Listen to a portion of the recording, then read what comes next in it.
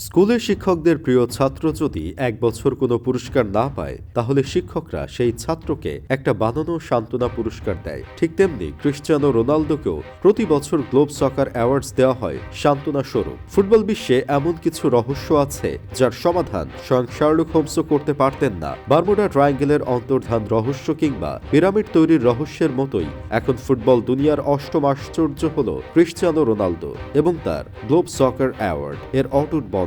2025 সালটি আল নাসের এবং রোনালদোর জন্য ছিল আক্ষরিক অর্থেই এক হাহাকারের নাম, কিন্তু দিন শেষে দুবাইয়ের জাঁকজমকপূর্ণ মঞ্চে সেই চিরচেনা দৃশ্য ট্রফিহীন হাতেই উঠল বেস্ট মিডল ইস্ট প্লেয়ারের তকমা। বিষয়টা এখন আর বিস্ময়কর নয়, বরং অনেকটা হাস্যকর ঐতিহ্যে পরিণত হয়েছে। আল নাসেরের হয়ে এই মৌসুমে রোনালদোর অর্জনকে যদি মাইক্রোস্কোপ দিয়েও খোঁজা হয় তবে সেখানে শুধুই শূন্যতা মিলবে। সৌদি প্রো লিগ হাতছাড়া, এশিয়ান চ্যাম্পিয়ন্স লিগ এলিট সেখানেও ব্যর্থতা, আরব ক্লাব চ্যাম্পিয়ন্স কাপ নেই, এমনকি রিয়াদ সিজন কাপের মতো প্রীতি টুর্নামেন্টও তার দল মুখ থুবড়ে পড়েছে।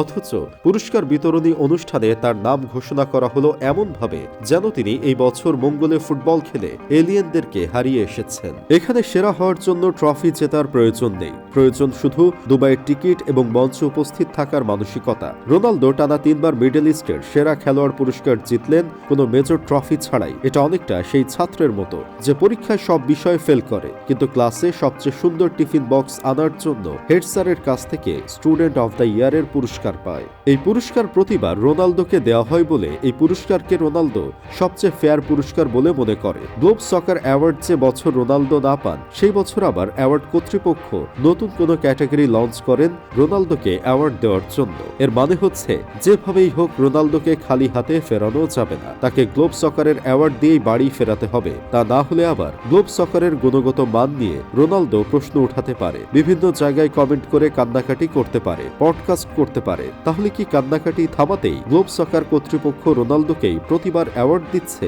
তাহলে কি এভাবেই তাকে কোনোভাবে 2000 বিশ্বকাপটা দেওয়া যায়? অথচ রোনালদো মেসির সব অর্জন নিয়ে প্রশ্ন তুলে ফ্যাক্টস বলে কমেন্ট করে এখানে সেখানে। ব্যালন ডিওর নিয়েও প্রশ্ন তুলেছেন তার ফ্যানরা, রোবড বলে চিল্লাপাল্লা করেছেন সব জায়গায়। কিন্তু এখন দেখেন কোনো ধরনের শিরোপা না জিতেও মিডল ইস্টের বেস্ট প্লেয়ার হয়ে গেল তিনি, কিন্তু সেরা প্লেয়ার হিসেবে নির্বাচিত হয়েছেন বেনজিমা করিম। তাহলে এখন কিন্তু মেসি রোনালদোর ডিবেটটার ইতি টানাই যায়, কারণ মেসি গ্লোব সকার অ্যাওয়ার্ড জিতেছেন মাত্র একবার আর রোনালদো জিতেছেন 6 বার। এছাড়াও রোনালদোর ইনস্টাগ্রাম ও ফেসবুক ফলোয়ার মেসির থেকে বেশি এবং গোলের সংখ্যাও বেশি, কিন্তু গোল আর অ্যাসিস্ট হিসাব করলে অন্য হিসাব, সেই হিসেবে আমরা যাব না। এতে বলা যায় সর্বকালের সেরা খেলোয়াড় রোনালদো, তার ধারের কাছেও নেই মেসি। এদিকে লা লিগার বেস্ট প্লেয়ার হয়েছে রাফিনহা, বেস্ট ফরওয়ার্ড ও ম্যারাডোনা অ্যাওয়ার্ড পেয়েছে লামিন ইয়ামাল। আবার ওসমান ডেম্বলে পিএসজি এর হয়ে দুর্দান্ত একটি মৌসুম কাটানো এবং ব্যালন ডিওর জয়ের পর দুবাইয়ের এই জমকালো অনুষ্ঠানেও তিনি সেরা খেলোয়াড়ের